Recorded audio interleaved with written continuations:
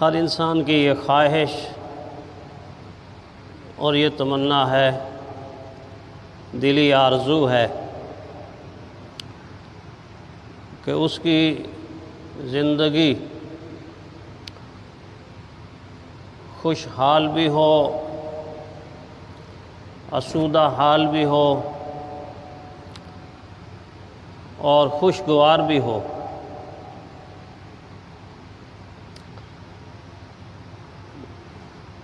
ان چیزوں کے لیے انسان بہت سارے راستے اختیار کرتا ہے، تدابیر اختیار کرتا ہے کہ کسی نہ کسی طرح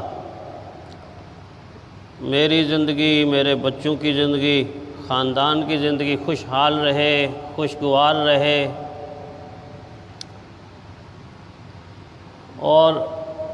بہت ساری تگودو اس کے لیے کرتا ہے۔ ہمارے دین نے اس معاملے میں بھی ہمیں محتاج نہیں چھوڑا، ایسا نہیں چھوڑا کہ کوئی رہنمائی نہ کی ہو۔ یقیناً دین تو اس سے آگے تک میری رہنمائی کرتا ہے، آپ کی رہنمائی کرتا ہے، انسانیت کی رہنمائی کرتا ہے کہ نہ صرف یہ کہ یہ زندگی خوشحال ہو، آسودہ حال ہو اور خوشگوار ہو،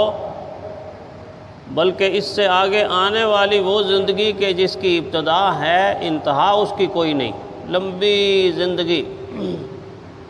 نہ ختم ہونے والی زندگی، دائمی زندگی۔ دین یہ چاہتا ہے کہ اس زندگی کے خوشگوار ہونے کے ساتھ ساتھ وہ زندگی بھی خوشگوار ہو جائے، اس زندگی کے خوشحال ہونے کے ساتھ ساتھ وہ زندگی بھی خوشحال ہو جائے، اور اس زندگی میں انسان آسودہ حال ہو جائے۔ اس سے بڑھ کر یہ کہ اس زندگی میں انسان آسودہ حال لوگوں میں شامل ہو جائے۔ چنانچہ زندگی کو خوشگوار بنانے کے لیے، خوشحال بنانے کے لیے، اطمینان اور سکون والی زندگی بنانے کے لیے بہت ساری عمدہ صفات اپنانے کی دین نے تلقین اور تاکید کی۔ اس میں سے ایک صفت قرآن حکیم نے اس آیت میں بھی مجھے اور آپ کو سمجھائی ہے۔ والذین اذا انفقوا لم یسرفوا ولم یقتروا وکان بین ذلک قواما۔ فرمایا کہ نیک لوگ، اچھے لوگ، اللہ کے محبوب لوگ، صالح لوگ، دین اور شریعت پر چلنے والے لوگ، اللہ کے نزدیک پسندیدہ لوگوں کی اعلیٰ صفات میں سے ایک صفت یہ بھی ہے۔ اس رکوع میں 13 اعلیٰ صفات بیان فرمائی، ان 13 میں سے ایک صفت یہ ہے کہ جب وہ خرچ کرتے ہیں، اذا انفقوا، جب وہ خرچ کرتے ہیں، مال خرچ کرتے ہیں، دولت خرچ کرتے ہیں، سرمایہ خرچ کرتے ہیں، لم یسرفوا، فضول خرچی کی طرف نہیں بڑھتے۔ اب جب لم یسرفوا کہا کہ فضول خرچی کی طرف نہیں بڑھتے، تو ایک اوپر والی حد قائم کر دی کہ یہاں سے ادھر جاؤ گے تو فضول خرچی، اور آگے بڑھو گے تو فضول خرچی، اور آگے بڑھو گے فضول خرچی، فضول خرچی، اوپر کو جاؤ گے تو فضول خرچی۔ اب ظاہر ہے کہ یہ حد اوپر جانے والی ہے، اس کو روک دیا کہ یہاں پہ رک جاؤ۔ فوراً ذہن میں سوال پیدا ہوتا ہے کہ اوپر کی حد تو بتا دی، کوئی نیچے کی حد بھی ہے؟ کوئی نیچے کی حد بھی ہے؟ تو فرمایا ہاں، نیچے کی حد بھی ہے، نیچے کی حد بھی۔ اوپر کی حد تو لم یسرفوا، فضول خرچی نہیں کرنی، اور نیچے کی حد ولم یقتروا، کنجوسی نہیں کرنی، بخیلی نہیں کرنی۔ کنجوسی اور بخیلی سے اوپر جانا ہے، اور فضول خرچی سے نیچے رہنا ہے، تو نتیجہ کیا نکلا؟ نتیجہ یہ نکلا کہ کنجوسی اور بخیلی سے آگے اور فضول خرچی سے پیچھے ایک درمیان سے خوبصورت راستہ نکلتا ہے، ایک درمیان سے خوبصورت اور بہترین اور عمدہ راستہ نکلتا ہے۔ اس راستے پر چلنے والے انسان کو کفایت شعار کہا جاتا ہے، کفایت شعاری کرنے والا، نہ کنجوسی اور بخیلی کر کے اپنے لیے مال جمع کرنے والا، اور نہ فضول خرچی کر کے اللہ کی دی ہوئی نعمت کو شیطانی راستوں پر اڑانے والا۔ مومن ایسا نہیں ہوتا، مومن کفایت شعار ہوتا ہے، وہ درمیانہ راستہ اختیار کرتا ہے، صرف خرچ کرنے کے معاملے میں نہیں، زندگی کے ہر موڑ پر،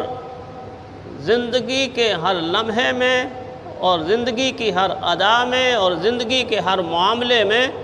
وہ ہمیشہ ہمیشہ ان دو بغاوت والی راہوں کو چھوڑ کر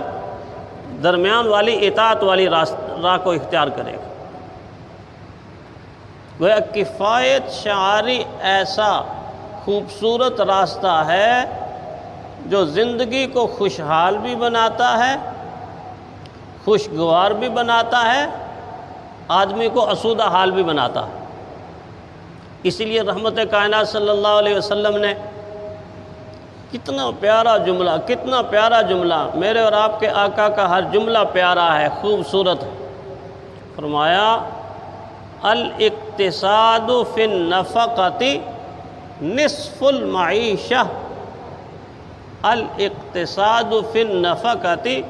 نصف المعیشہ، فرمایا میانہ روی اختیار کرنا، کفایت شعاری اختیار کرنا، اس سے تو انسان کی آدھی کمائی انسان کو حاصل ہو جاتی، آدھی کمائی بغیر کمائے کے، جو کمایا ہوا ہے اس میں میانہ روی اختیار کر لے اور اس میں کفایت شعاری اختیار کر لے تو آدھی زندگی کی کمائی مفت میں اس کو مل جاتی، مفت میں اس کو مل جاتی، اس کی معیشت سنور جاتی ہے، اس کی زندگی آسودہ حال ہو جاتی ہے۔ بظاہر یہ کفایت شعاری عام طور پر یہ سمجھا جاتا ہے کہ یہ کوئی بہت بڑی تبدیلی پیدا نہیں کرتی، لیکن یہ اتنی بڑی تبدیلی پیدا کرتی ہے، اتنی بڑی تبدیلی پیدا کرتی ہے کہ یہ قوموں کو زوال سے کمال تک پہنچا دیتی ہے، یہ غربت سے امارت تک پہنچا دیتی ہے، یہ تنگ دستی سے آسودہ حال کی حالت تک پہنچا دیتی، یہ بے چینی اور بے قراری سے اطمینان اور سکون کی حالت تک پہنچا دیتی، یہ نفرت اور حقارت سے محبت اور اخوت تک پہنچا دیتی ہے، ایثار تک پہنچا دیتی۔ کفایت شعاری کرتا ہوا ایک انسان جو اپنے مالی معاملات کو کنٹرول کر کے، بچت کر کے، اسی سے اللہ کے مخلوق کی جب خدمت کرتا ہے تو وہ خدمت اس کو جنت کا مالک اور وارث بنا دیتی،